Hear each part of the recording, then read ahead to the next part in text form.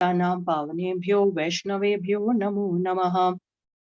Jai Shri Krishna Chaitanya Prabhu Nityananda Shri Advaita Gadadhara Shri Vasadi Gaur Bhaktivedanta.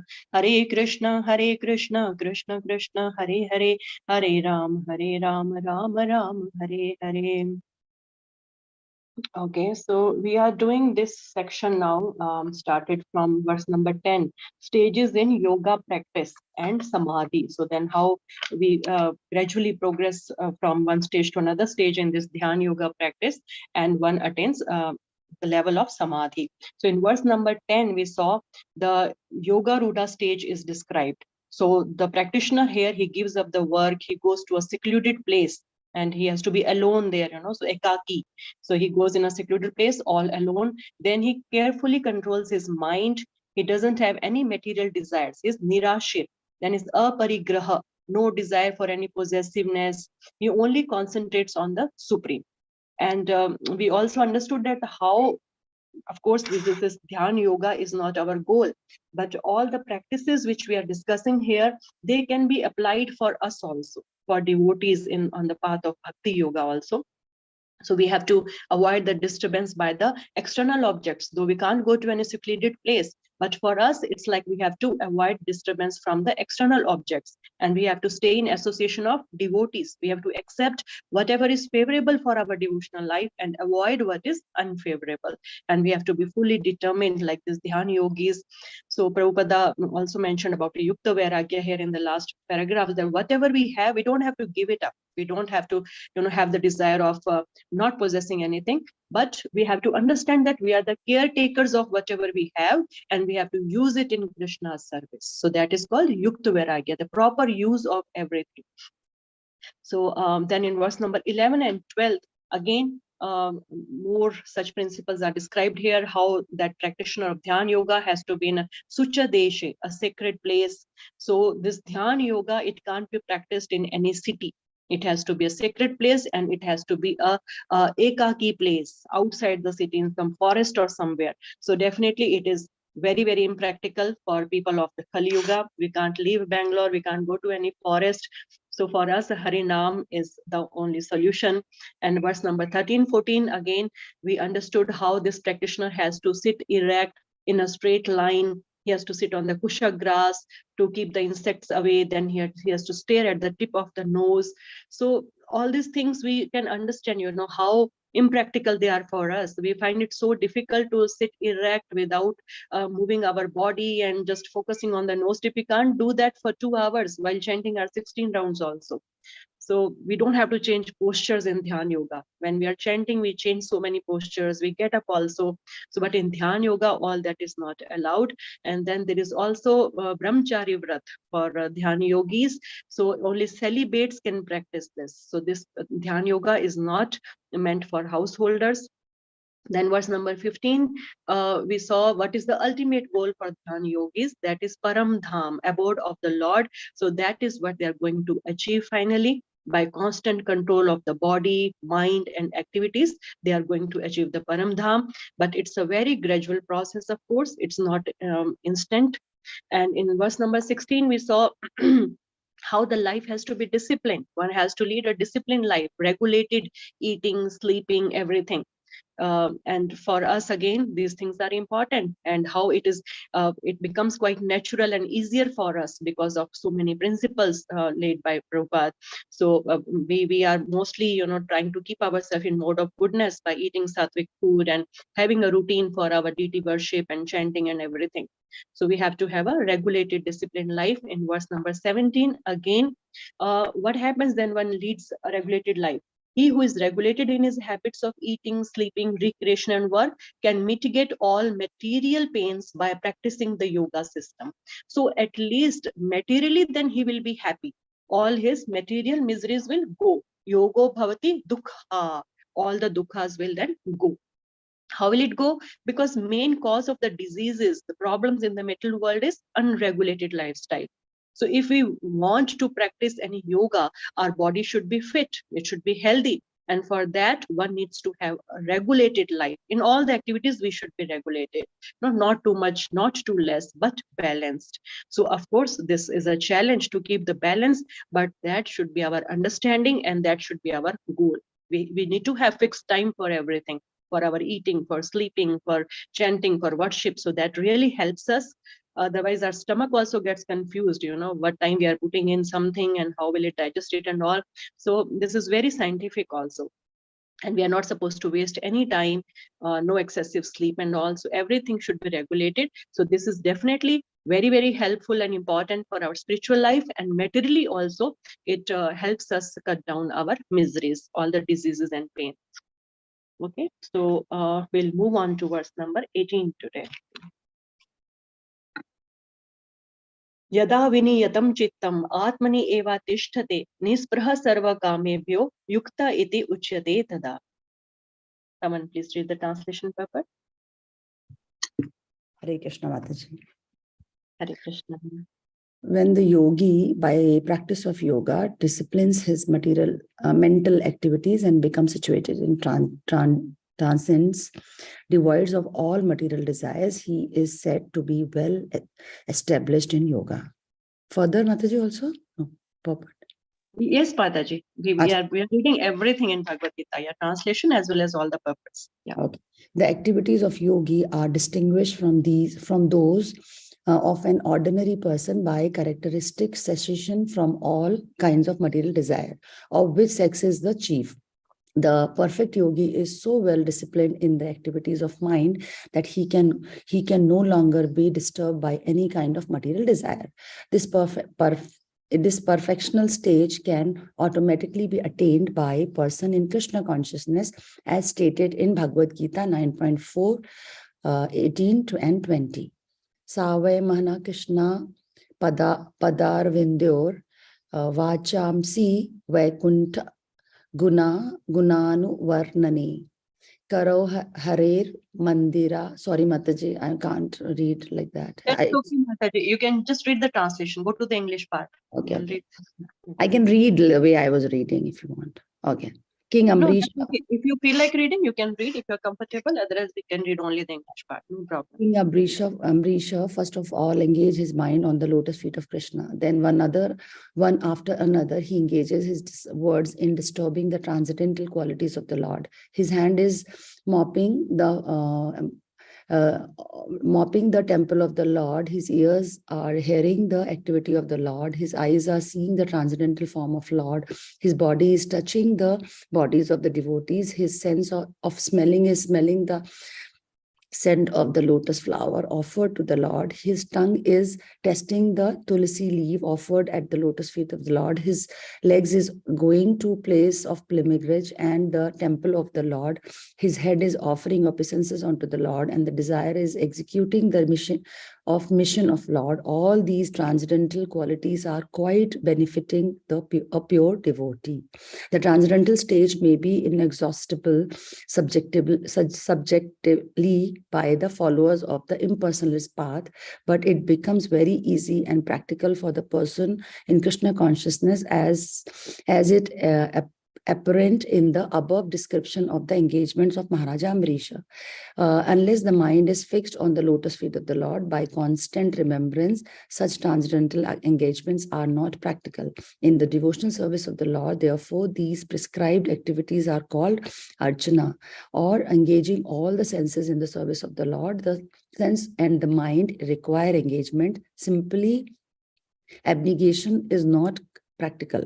Therefore, for people in general, especially for those who are not in the renounced order of life, transcendental engagement is of the senses and the mind is prescribed above in the perfect process of transcendental achievements, which is called yukta in Bhagavad Gita. Hare Krishna. Hare Krishna. Thank you, Mataji. Okay, so here we understand that now till verse 7 we learned about disciplined life. So now what happens when one is disciplined? So when one disciplines everything, he becomes nispraha and sarva kamebhyo. Second line, the first part, nispraha sarva kamebhyo. So nispraha, word to word meaning, if you see, devoid of desires, and sarva kamebhyo, all kinds of material sense gratification.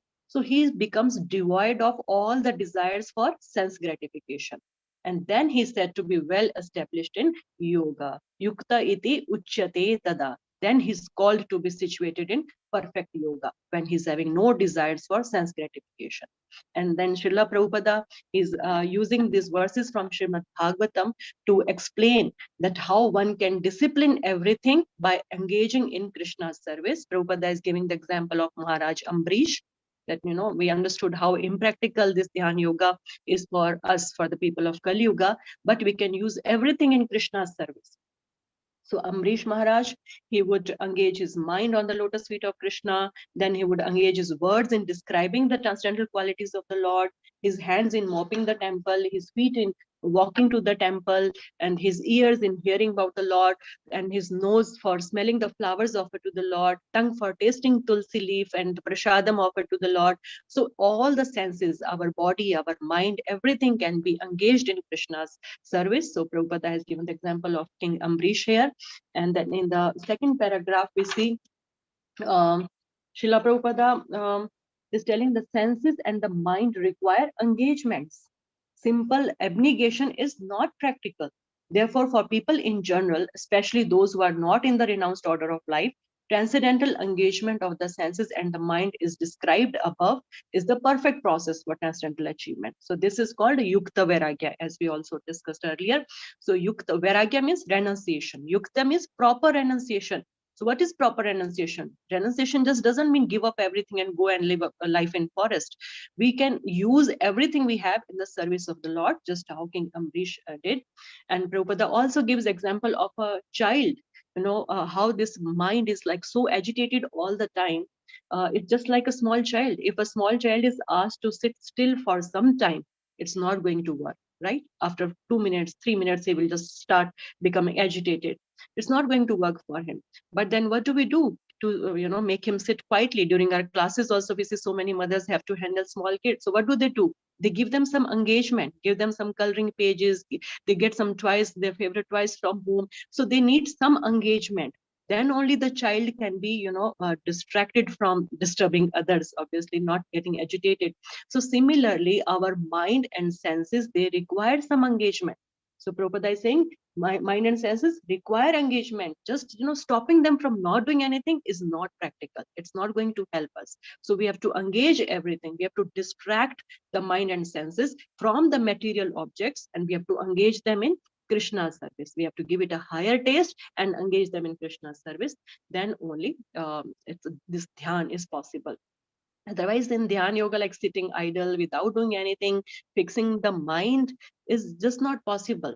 Only when one is totally purified, then he can do that. But to reach to that level, to purify our senses, we have to keep doing devotional service. So that is a very practical method of Bhakti Yoga. Prabhupada has helped us to understand that. Okay, moving on to verse number 19. Verse number 19. Yatha dipo nivatstho nen gate sopama smrita yogino yata chittasya yunjato yogam atmanaha. 7, please read. Hare Krishna. Translation: as a lamp in a windless place does not waver, so the transcendentalist whose mind is controlled remains always steady in his meditation on the transcendent self. Purport: a truly Krishna conscious person, always absorbed in transcendence, in constant undisturbed meditation on his worshipable Lord, is as steady as a lamp in a windless place. Hare Krishna.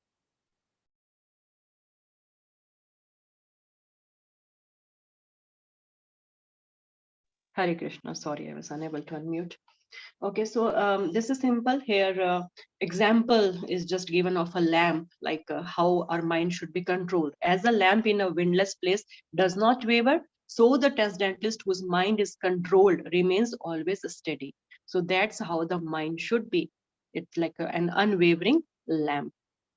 And Prabhupada again telling simply, a truly Krishna conscious person always absorbed in transcendence, in constant undisturbed meditation on the worshipable Lord, is as steady as a lamp in a windless place. So that is the position of our mind when we are focused in Krishna's service. And here Krishna is telling about a Dhyāna-yogi. The mind should be totally undisturbed. how the lamp, it just lights up without wavering at all. It should be like that. So it's not easy. We have to engage our senses in Krishna's service, then only it's possible for us. Moving on to verse number 20 to 23. Yatro parmate chittam nirudham yoga sevaya yatra chaivatmanatmanam pashyan atmani dushyati sukham atyantikam yattad buddhi grahayam atindriyam veti yatra chaivayam sthithas chalati tatvatah yam labdhva cha param labham manyate nadhikam tatha yasmin sthito na dukkhena gurunapi vichalyate tam vidyad dukha samyoga viyogam yoga sangitam. A long purport, maybe yeah, one Mataji can read, or if we want, we can take turns. Yeah, please. Can I read? Yes, Mataji, please, please. Meaning, in the stage of perfection, called trance or samadhi, one's mind is completely restrained from material mental activities by practice of yoga. This perfection is characterized by one's ability to see the self by the pure mind and to relish and rejoice in the self. In that joyous state, one is situated in boundless transcendental happiness, realized through transcendental senses, established thus, one never departs from the truth. Upon gaining this, he thinks there is no greater gain. Being situated in such position, one is never shaken, even in the midst of greatest difficulty. This indeed is actual freedom from all miseries arising from material contact. Purport. By the practice of yoga, one becomes gradually detached from material concepts. This is the primary characteristic of the yoga principle. And after this, one becomes situated in trance or samadhi, which means that the yogi realizes the supersoul through transcendental mind and intelligence without any of the misgivings of identifying the self with the superself. Yoga practice is more or less based on principle of the Patanjali system. Some unauthorized commentators try to identify the individual soul with the supersoul, and the monists think this to be liberation, but they do not understand the real purpose of the Patanjali system of yoga. There is an acceptance of transcendental pleasure in the Patanjali system, but the monists do not accept this transcendental pleasure out of fear of jeopardizing the theory of oneness. The duality of knowledge and knower is not accepted by the non-dualists.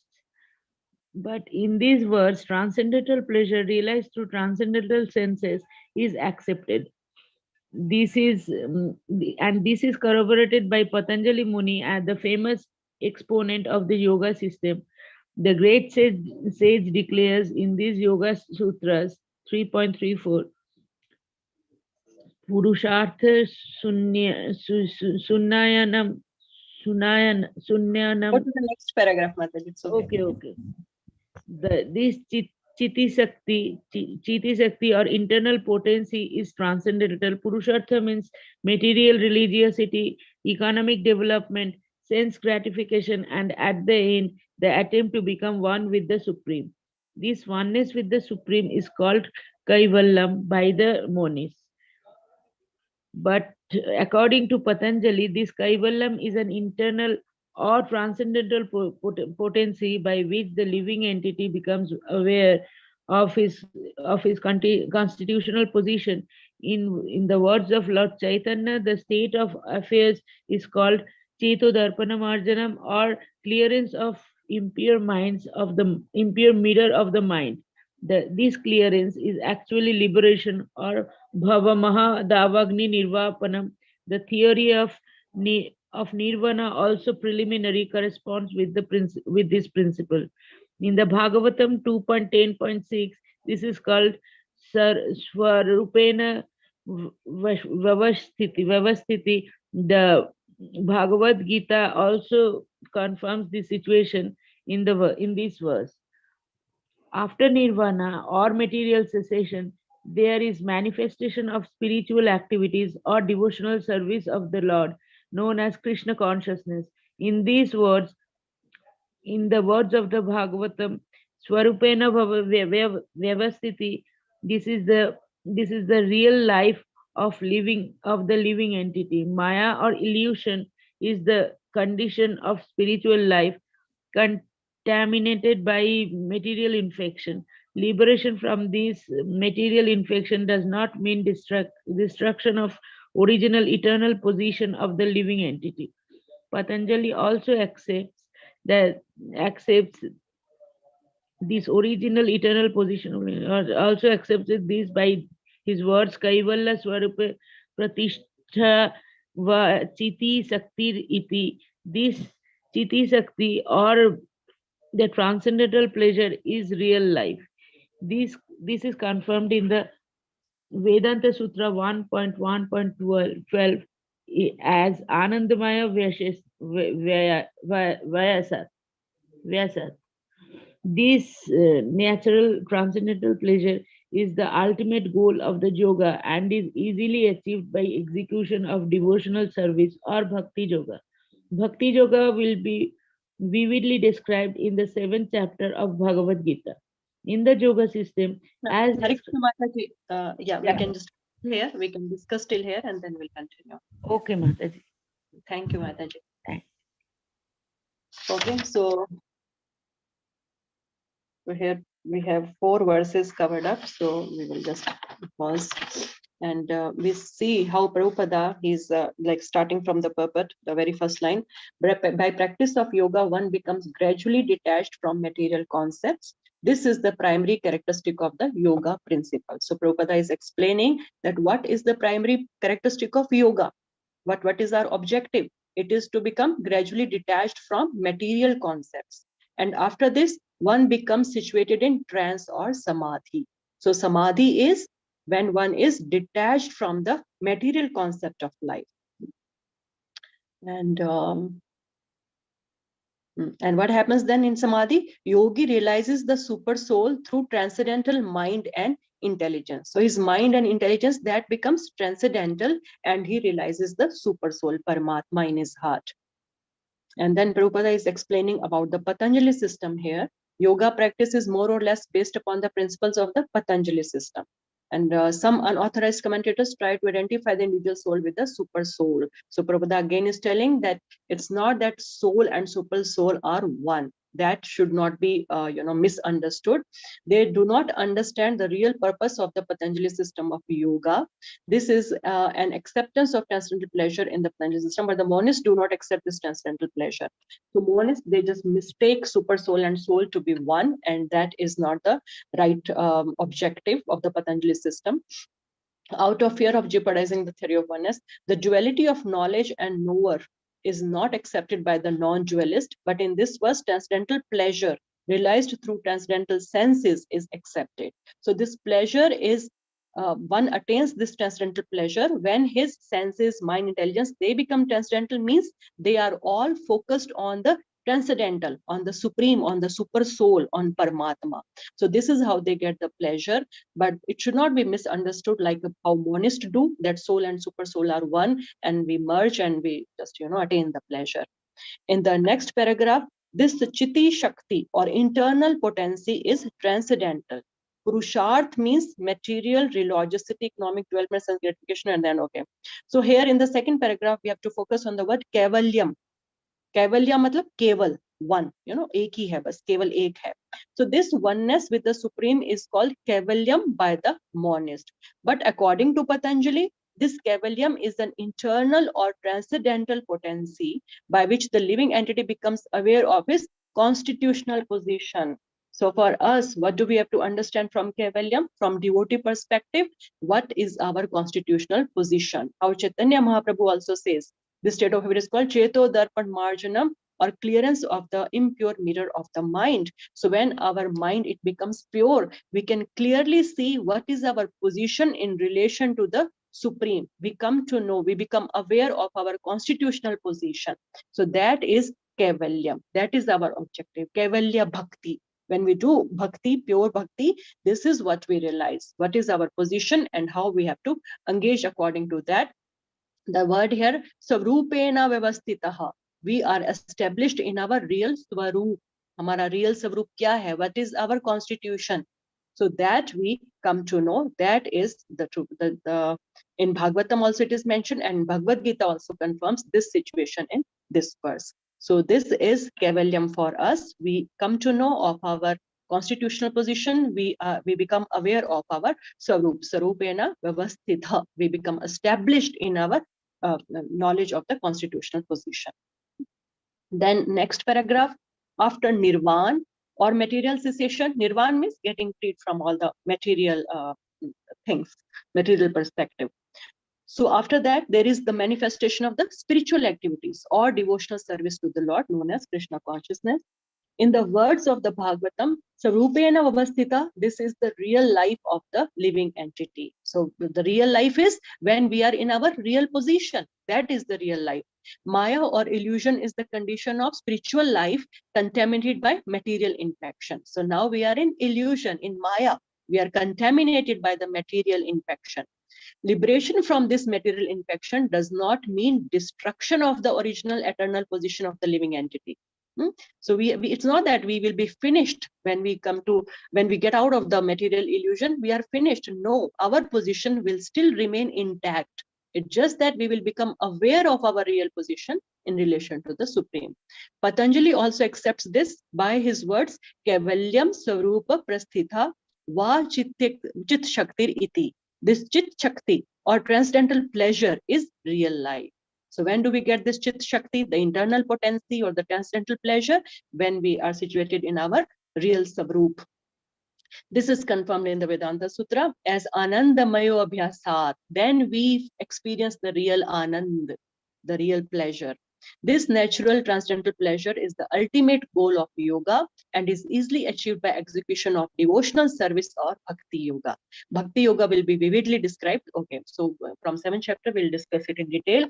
But this is the objective of any yoga, that we are established in our real position and then we serve the Lord according to that and we experience the real Anand, the transcendental pleasure. We can continue. Banali Mataj, you want to continue or somebody else should read? Okay, Mataj, please. Thank you, Mataji. In the yoga system, as described in this chapter, there are two kinds of samadhi called sampragyata samadhi and asampragyata samadhi. When one becomes situated in a transcendental position by various philosophical researchers, it is said to be achieved. He is said to be achieved sampragyata samadhi. As in the asampragyata samadhi, there is no longer any connection with mundane pleasures, for one is then transcendental to all sorts of happiness denied from the senses. When the yogi is once situated in that transcendental position, he is shaken from it. When the yogi is able to reach this position, he is unsuccessful. Today's so-called yoga practice, which involves various sense pleasures, is contradictory. A yogi indulging in sex and intoxication is a mockery. Even those yogis who are attached by the siddhis, perfections in the process of yoga are not perfectly situated. If yogis are attached by the byproducts of yoga, then they cannot attain the stage of perfection. As is stated in this verse, persons therefore indulging in make-show practice of gymnastic feats or siddhis should not know that the aim of yoga is lost in that way. Should know that aim of yoga is lost in that way. The base practice of yoga in this age is Krishna consciousness, which is not baffling. A Krishna conscious person is so happy in his occupation that he does not aspire after any other happiness. There are many impediments especially in this age of hypocrisy, to practice Hatha Yoga, Dhyana Yoga, and Jnana Yoga. But there is no such problem in executing Karma Yoga or Bhakti Yoga. As long as material body exists, one has to meet the demands of the body, namely eating, sleeping, defending, and mating. But a person who is in pure Bhakti Yoga or Krishna consciousness does not arouse the senses while meeting the demands of the body. Rather, he accepts the bare necessities of life, making the best use of a bad bargain, and enjoys transcendental happiness in Krishna consciousness. He is callous towards incidental occurrences such as accidents, disease, scarcity, and even the death of a most dear relative. But he is always alert to execute his duties in Krishna consciousness or Bhakti Yoga. Accidents never deviate him from his duty. As stated in the Bhagavad Gita 2.14, Agama Paina Nityastam Titikshaya Bharata, he endures all such incidental occurrences because he knows that they come and go and do not affect his duties. In this way, he achieves the highest perfection in yoga practice. Hare Krishna Mataji. Hare Krishna. Thank you, Mataji. Okay, so in this yoga system as described in the chapter, there are two kinds of samadhis. So we are discussing about samadhi now. In this verse, Krishna is telling, in this stage of perfection called trance or samadhi, one's mind is completely restrained from material activities. So he's describing about a person who has attained the level of samadhi. Now Prabhupada is trying to help us to understand there are two kinds of samadhi called sampragnata samadhi and asampragnata samadhi. Now what is the difference between them? Sampragnata samadhi, it is based upon the philosophical understanding of soul and super soul. So one understands the difference between the two. But in asampragnata samadhi, there is no longer any connection with mundane pleasure, for one is then transcendental to all sorts of happiness derived from the senses. So in this level of samadhi, one has developed the relationship with the Supreme, and he is acting according to that relationship. So this samadhi is not just based upon any philosophical understanding, but one is very naturally fixed in samadhi upon the Supreme. It's a higher than sampragnata samadhi because he has no connection, no attachment to material sense pleasure. He's only deriving pleasure from his connection, from his relationship with the Supreme. So these are the two types of samadhis where asampragnata samadhi is higher than sampragnata samadhi. Then Prabhupada tells about siddhis. So what are the siddhis? Yeah. So, okay, first he tells about the today's yogis. So what type of yogis are we having around these days? So-called yoga practice, which involves various sense pleasures, that is not allowed because these are the two types of samadhis. And if one is not established in either of these two, then that person cannot be called a yogi. Yogi indulging in all the material activities or activities for his pleasure, that is just a mockery of yoga system. Prabhupada has used the word mockery. Even those yogis who are attracted by the siddhis, perfections that we see these days, how people do so many wonderful feats to just become famous. They are not true yogis. They can walk on the water, or they can swallow fire, or they can enter fire, or they can become small or big or whatever. All these type of feats are also just byproducts of the yoga system. If one just becomes too attached to all that and deviate from the real goal, then it's just a failure for that person. He thinks he's becoming successful, attracting people, making money. No, that's a big failure. These are the byproducts. If one, he established the connection with the Supreme and he comes to this level, then these things become very natural for him. He can do all that, but he should not just get deviated by all those things. So this Prabhupada is saying these gymnastic feats, persons therefore including in the make show practice of the gymnastic feats or siddhis should know that the aim of yoga is lost in that way. So people just lose the aim. So this is a big distraction in this Kali-yuga also. We see how it is becoming very popular. So moving on, next paragraph, Prabhupada tells us about, again, Krishna consciousness. So the best practice of yoga in this age is Krishna consciousness. A Krishna conscious person is so happy in his occupation that it does not aspire after any other happiness. So this is very practical and very easy what do you call that, yoga system for people like us. Again, as long as the material body exists, one has to meet the demands of the body. So when we are practicing Krishna consciousness, we are not giving up anything. We are not renouncing anything. We are definitely meeting the demands of the body also. We are doing everything we are supposed to do. But while doing it for pleasure of Krishna, following the instructions of our Guru, what happens is, does not arouse the senses. Our senses are not aroused. They become satisfied and we start becoming detached from the material side. You people might have also experienced it. As we move on, from time to time, we need to introspect. Otherwise, our enthusiasm goes down. Sometimes we feel disturbed. I've been doing it for so long. I've been chanting for so long. Still, I'm getting angry. Still, I'm feeling agitated. I'm having anxieties. Is it really working for me? So actually, we need to stop and we need to compare how I was earlier and how I am today, because this is at a subtle level. All these changes, all these transformations, they are not visible. That obviously this is very subtle, but if we really introspect, sometimes we can see the difference. How what we used to like to do earlier, now we have lost taste for all that. So this process is working, and it takes its own time for all the individuals, depending upon our level of contamination. So our senses are not aroused while doing everything in Krishna consciousness. And Prabhupada calls it a bad bargain. Coming in this material world and having this material body is not a good bargain. But making the best use of bad bargain is using everything in Krishna's service. It's a very popular statement of Prabhupada. Make the best use of the bad bargain. So whatever we have to meet the necessities. We have to do our duties and responsibilities, but in a Krishna conscious way. That is the best use of this bad bargain. Okay, and then what happens when we are doing this? He's callous toward incidental occurrences such as accidents, disease, scarcity, even in death of. So it's not that that person doesn't get affected.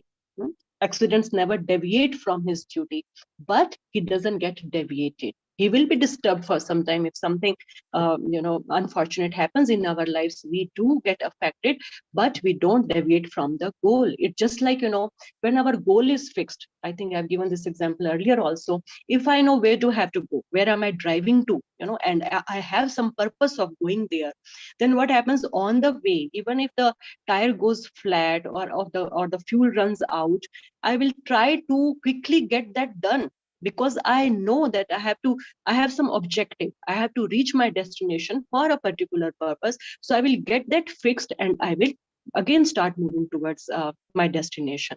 So Krishna consciousness, it helps us. It helps us to understand our position now in this material world, then our real objective, and what is the difference between the two. When we know all that, whatever obstacles come in this life that disturbs us for some time, that takes our time, that takes our energy, but we try to overcome that and then quickly again proceed on our path towards the destination.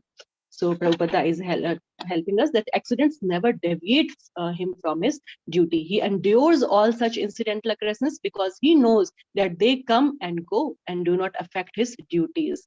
Anityas tam stitikshva bharata. That all these things, agma paino anityas, they are anitya, they are temporary. They will come and go like winter and summer.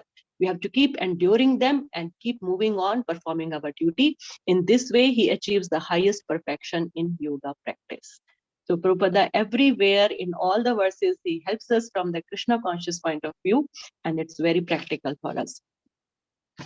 Okay, and then one verse here, Prabhupada particularly quotes in his lecture, the third verse. If you go to the Sanskrit part, yam labdhva cha param labham manyate nadhikam tatha yasmin sthito na dukkhena guru napi vichalyate. So what happens is, this is from Krishna conscious point of view for the devotees, that there is nothing greater than for the devotee to be achieved. Here Krishna is talking about the Dhyāna-yogi. Prabhupada is also using this verse for the devotees, that when they come to Krishna consciousness, there is nothing greater. Yam labdva cha param labham manyate na adhikam tatha. Isse adhik kuch hai nahi. There is nothing more to be achieved now. And because why? because he's totally satisfied at this stage. So Krishna is telling about the Dhyan yogi. When he comes to this level of samadhi, he's totally satisfied. And Prabhupada is also using it for us. When we are practicing Krishna consciousness, we are totally satisfied. And we don't feel like achieving anything because there is nothing greater than this. Yasmin sthito na dukhena guru na api vichalyate. So guru word also has another meaning. We understand it as spiritual master, but it also means great. So even if there are great dukkhas, he is na vichalyate. He is not agitated by them. Even in the presence of greatest difficulties, he is not agitated. So this is what Prabhupada is explaining in the last part of the purport also.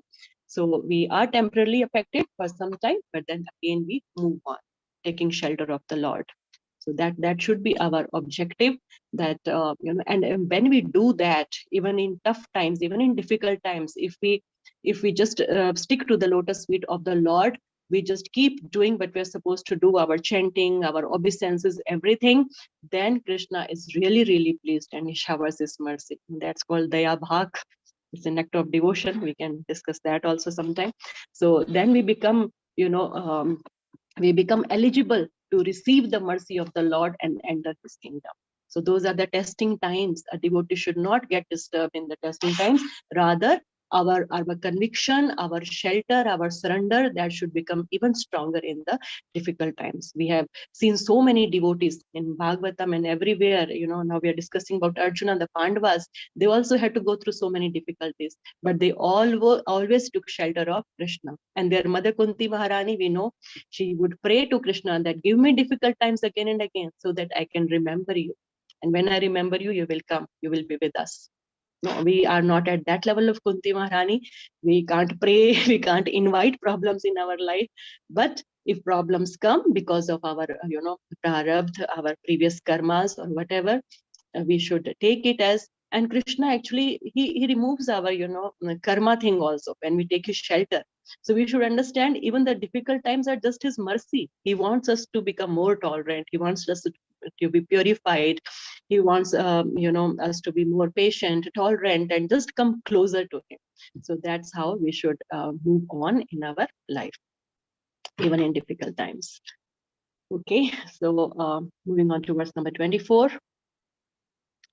सनिश्चयेन युक्त्वयो योगो निर्वेण चेतसा संकल्प प्रभवान कामं त्यक्त्वा सर्वान् अशेषतः मनस्वेन्द्रिय ग्रामं विनियम्य समन्ततः. Someone please read. Hare Krishna Mataji, I'll read. One should engage oneself in practice of yoga with determination and faith and not deviated from the path. One should abandon without exception all material desires born of mental speculation and thus control all the senses on all sides by the mind. Purport, the yoga practitioner should be determined and should patiently prosecute the practice without deviation. One should be sure of success at the end and pursue this course with great perseverance, not becoming discouraged if there is any delay in the attainment of success. Success is sure for the rigid practitioner. Regarding Bhakti Yoga, Rupa Goswami says one can execute the process of Bhakti Yoga successfully with full-hearted enthusiasm, perseverance, and determination by following the prescribed duties in the association of devotees and by engaging completely in activities of goodness. Updesh Samrata third. As for determination, one should follow the example of the sparrow who lost her eggs in the waves of ocean. A sparrow laid her eggs on the shore of the ocean, but the big ocean carried away the eggs on its waves. The sparrow became very upset and asked the ocean to return her eggs. The ocean did not even consider her appeal. So the sparrow decided to dry up the ocean. She began to peck out water in her small beak, and everyone laughed at her for her impossible determination.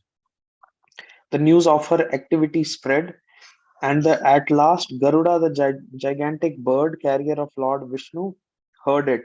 He became compassionate toward his small sister bird, and so he came to see the sparrow. Garuda was very pleased by the determination of the small sparrow and promised to help. Thus Garuda at once asked the ocean to return her eggs, lest he himself take up the work of the sparrow. The ocean was frightened at this and returned the eggs. Thus the sparrow became happy by the grace of Garuda.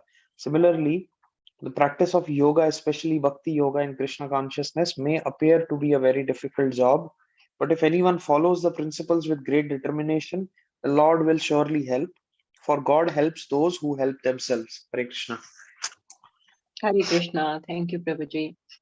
So this verse, it speaks about some more principles for the practice of yoga. Here Krishna is telling about Dhyāna-yoga, obviously. So important principle here to learn is Nishchayana. Nishchayana, what word meaning you see, with firm determination. And then another word, Anirvena Chetasaha, without deviation. So these are the two principles we learn about yoga. Prabhupada again helps us to understand it from Krishna conscious point of view. So even when we are practicing Bhakti Yoga, what do we need to have? Determination, firm conviction, enthusiasm, giving up all material desires, no deviation to practice any yoga system and continuously make progress in Bhakti Yoga. That should be our goal. That is the principle Krishna here is telling for Dhyāna Yoga, but that applies for us also. Prabhupada is quoting here this verse from Updeshamrita, Nectar of Instruction, Utsaha Nishchayad Dhairyat Tattat Karma Pravartanat Sangatyagat Satovrate Shadbhir Bhakti Prasiddhyati. To make our Bhakti Prasiddhyati, matlab to advance, to make it successful, what do we need to do? We need to have Utsaha, enthusiasm, Nishchayat, determination, Dhairyat, patience. So these three things are very, very important in the practice of any yoga system. For us, Bhakti Yoga, enthusiasm, determination, and patience. Tattat karma pravartanat, while doing all the practices, all the karmas of devotional service. Sangatyagat sato vrate. Sangha means sang of the materialistic people, material minded people. We should tyag, we should give up their association, and we should sato vrate, the people at the level of sat, the pure devotees, we should associate with them, we should seek their association. If we do these six things, Shadbhir Bhakti Prasiddhyati, then our bhakti will be successful. So enthusiasm, determination, patience, association of devotees, and staying away from the material-minded people is really, really important for us. And success is sure for the rigid practitioner. One has to be serious. One has to practice all the principles with determination.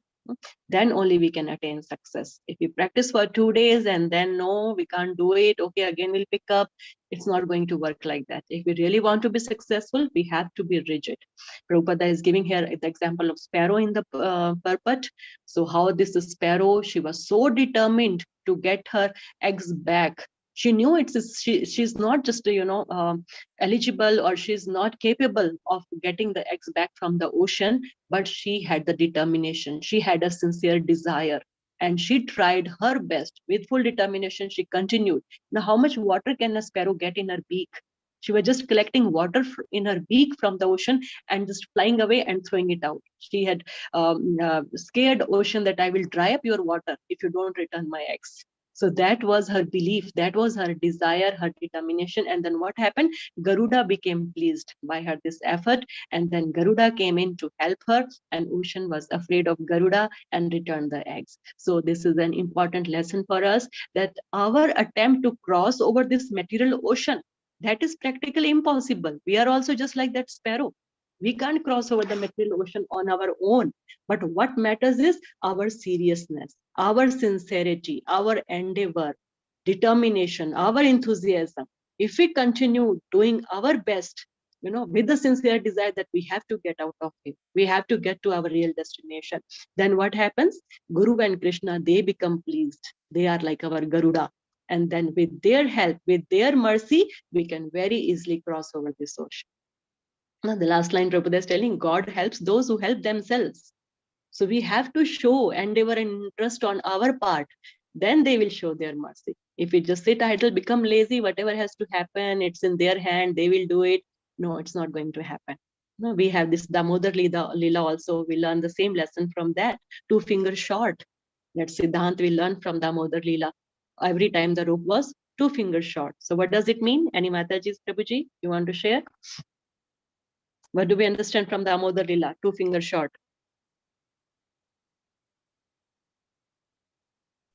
Mataji, that without Krishna's mercy, we cannot attain the. One is our endeavor, Mataji, other one is the mercy. Other one is? The mercy of the Krishna, one is our endeavor for that. Yes, true, Mataji. So 1 finger is our endeavor and 2nd finger is mercy of Guru and Krishna. So that is what we have to remember every time. We have to keep endeavoring sincerely with enthusiasm on our part, and then we will get the mercy and we can meet the destination. We can achieve our desired goal. Okay, moving on to verse number 25. Shaner shaner upramed buddhya dhritighritya atma samstam manah kritva na kinchidapi chintayet. Who has not read, please read it. Vijayalakshmi Mataji, did you read today? Yes, Mataji, I read. Okay, you already read. Meenu Mataji, I think you started. You want to read again? Yes, Mataji, I can read. Please. Sorry. Okay. Hare Krishna. Gradually, step by step, one should become situated in trance by means of intelligence, sustained by full conviction. And thus the mind should be fixed on the self alone and should think of nothing else. Purport. By proper conviction and intelligence, one should gradually cease sense activities, that is called pratyahara. The mind being controlled by conviction, meditation, and cessation from the senses should be situated in trance or samadhi. At that time, there is no longer any danger of becoming engaged in the material conception of life. In other words, although one is involved with matter as long as the material body exists, one should not think about sense gratification. One should think of number pleasure, no pleasure aside from the pleasure of the Supreme Self. This state is easily attained by directly practicing Krishna consciousness. Hare Krishna. Hare Krishna. Thank you, Mataji. So shaner, this is a gradual process, step by step. One should hold back buddhya by intelligence, dhriti kritya carried by conviction. So this, the yoga, where were we? So shana is gradual. The progress is very slow. We should not expect immediate result or instant change.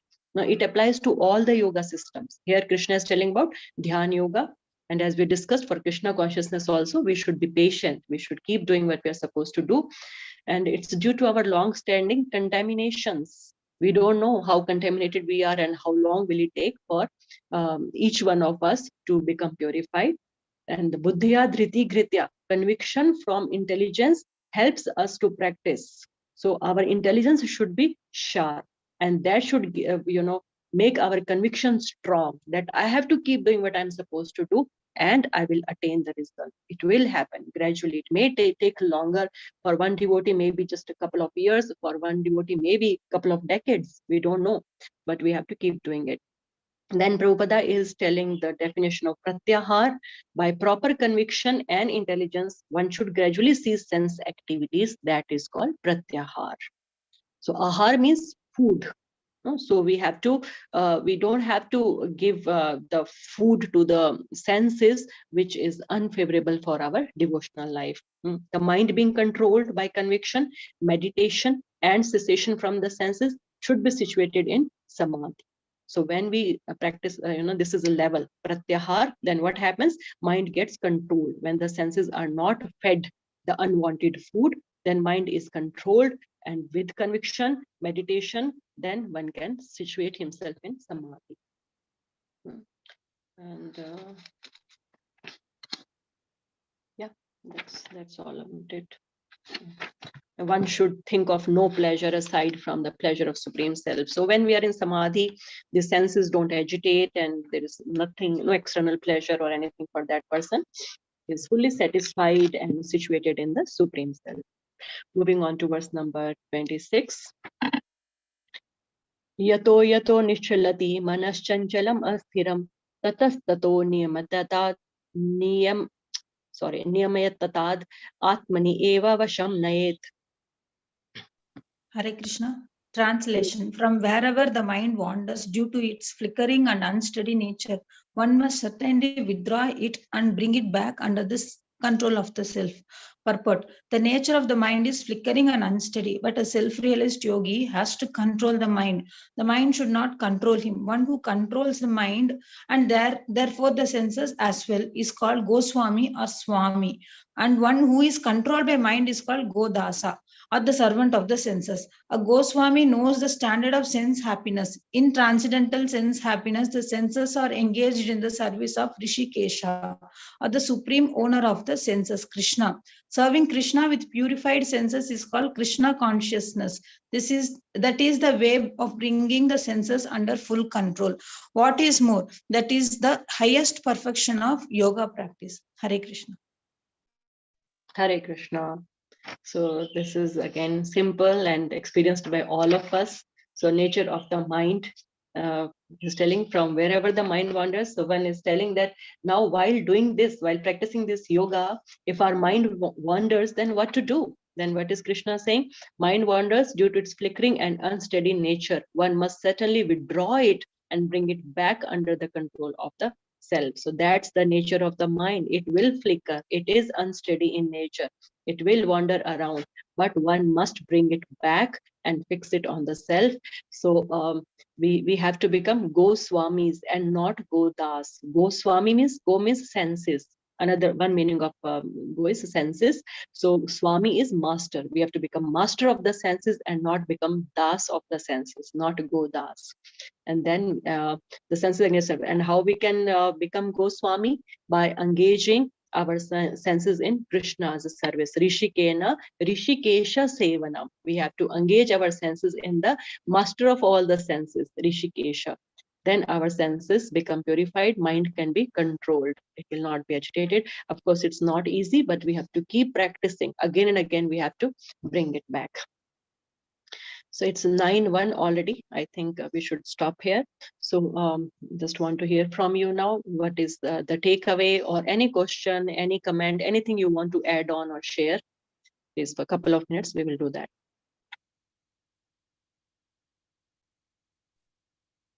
Hare Krishna Mataji. Thank Hare you Mataji, for such enlightening class. when I listen to all great devotees who practicing so nicely serving the Lord, I feel like how much I have to practice more to reach to any, even to be worthy of the serving the Lord. But these classes are very, very beneficial. Thanks for changing the time. This works for me this time, so I'll be regular now. I think the takeaway from today's class is more focused. They say how we have to become instead of becoming a Godasa to the Goswami, like where you can control the senses, not become the servant of your senses and mind. So that point, I'll try to work with the Lord's mercy if He showers His love on me. So that's what my takeaway from the class. Thank you, Mataji. Haribol. Wonderful, Mataji. Thank you, Mataji. And glad to know that you'll be with us every Saturday now. Thank you so much. So Srila Prabhupada will be really pleased, Mataji. And I'm just repeating what Prabhupada has written. So all glories to Prabhupada. And definitely it really helps all of us. And association does help, Mataji. I feel personally, I'm feeling it now also. It's a wonderful beginning of a weekend, after a tiring week. So Saturday mornings should work for most of us. So every morning, if we read with that mood, we can carry on that. Thank you, Mataji. Vijayalakshmi Mataji, Barnali Mataji. Hare Krishna Mataji. Yes, this is a good time, Mataji. In the morning, doing some studies is very good. Mataji, I have been away from in Calcutta for some time, 1.5 months, and I have seen that it's not easy to do sense control, to not eat anything that you would like to eat. It's not easy until this Krishna conscious process is applied in your life. Most of my friends and relatives, they are into non-veg eating and it's not easy for them to leave. They want to. I have talked to them and they want to, but they cannot do it. So I say, ask them, everybody, that you should just start chanting, and maybe Krishna will help you. They want, Yes. because Mataji, it's so helpful. I have never once been sick in all these months. Mhm. And regulated life is so practical and so helpful in life. When they see me, they Mhm. want to do that, but it's Mhm. not so easy unless you are determined. Yes, yes. Association of devotees really helps us, Mataji. Yeah, Mata, it's very helpful. And now I am a little bit fixed in this process. So Mm. maybe in gatherings and on, I am the only person who is not in eating only sweets or vegetarian food. If there is no onion garlic, it's That. me among many people. So I feel it's really Krishna's mercy that I've got in this city. It is easier. Haribol. Wonderful, Mataji. That's your sincere desire. Krishna will always help you. We need That to just have a desire. Krishna makes all the arrangements for us. So you please keep giving your association to your relatives and friends also. And yeah, you have done the right thing. Ask them to chant. That definitely helps. And if they can join, you can invite us to start reading Bhagavad Gita with us also. That really helps. Thank you, Mataji. Thanks for sharing. That's nice. Vijay Lakshmi Mataji, anything from you? Hare Krishna Mataji. Mataji, actually, this timing is very nice, Mataji. First thing I want to tell, it is very relaxed morning. Otherwise, the weekdays evening, it is little hectic that time. So this time is good, Mataji.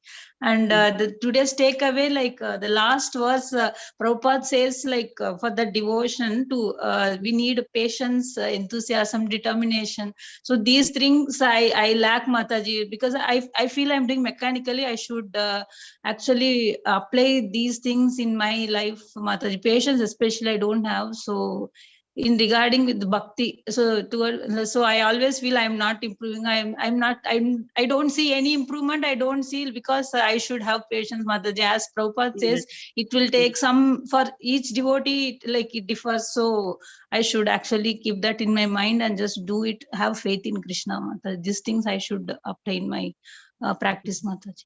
Wonderful, Mataji. Yeah, that's not just with you. Many of us feel it from time to time. Am I really progressing? But as I told, if we introspect, we can see that yes, we are making. And then again, the speed of the progress, that depends upon us only. How much enthusiasm, how much determination, how much sincerity we have to practice the devotional service, to practice all the regulative principles, our sadhana sincerely. So it's not, and it's very gradual thing, Mata. It's not that, oh, time is going, we are already in 40s, quickly we will just push some buttons and we will just, attain what we want to. It's not like that. It's all at the level of consciousness. So whatever you do, even the slightest thing, right from the beginning of the day, just become conscious of that. What am I doing? Why am I doing it? I am doing it for Krishna. I am doing it for him. Even if we have to enter the kitchen, I really find it difficult on weekends, especially when we feel, everybody is kind of relaxed and all. Oh no, again kitchen, again doing this. But when we think of, I have to do it for Krishna, my Thakurji, my Lord is hungry, I should prepare something special for him today, it's weekend. Then you get that energy. That's all matters. Whatever we do, we have to just focus upon our Krishna consciousness. We actually, as we move on, or sometimes we get so involved in different types of services, we just forget about Krishna. We are only conscious. We forget about Krishna from all the practices. So we have to again and again remind us of Krishna consciousness. We have to become conscious of Krishna in everything we do. Whatever we are cooking, for Krishna. We are cleaning, for Krishna. We are spending time with our kids, for Krishna. We are taking care of our health, for Krishna. So just try to become conscious of whatever you are doing. Don't think how many rounds you're able to chant, even if I'm reading Bhagavatam and my consciousness is somewhere else, I'm not doing it for pleasure of Krishna. I'm not getting the connection with Krishna. There's no point in reading that. Of course, that will purify me to some level, but it will not be satisfying for Krishna. So definitely I will also not be satisfied. So whatever we do it consciously for Krishna. Then we will feel the satisfaction. We will feel that happiness we desire. Okay, so don't worry, Mataji, whatever you are doing, just do it with the right mood, right attitude. That's what matters. And you are anyways doing very wonderful. So don't Thanks give a up. lot, Mataji. Each of your sessions are very enlightening, Mataji. Every time I take something like, thank you so much, Mataji, for explaining so like detailed in detail. Thank you so much, Mataji. I'm just repeating, Mataji, whatever. I have learned nothing of my own. All You are close very to humble, you. Mataji. We should learn this quality from you. Thank you so much, Mataji. Nothing like. Thank you, Mataji. See you next Saturday. Have a wonderful Krishna conscious weekend. Hari Bol. All close to Srila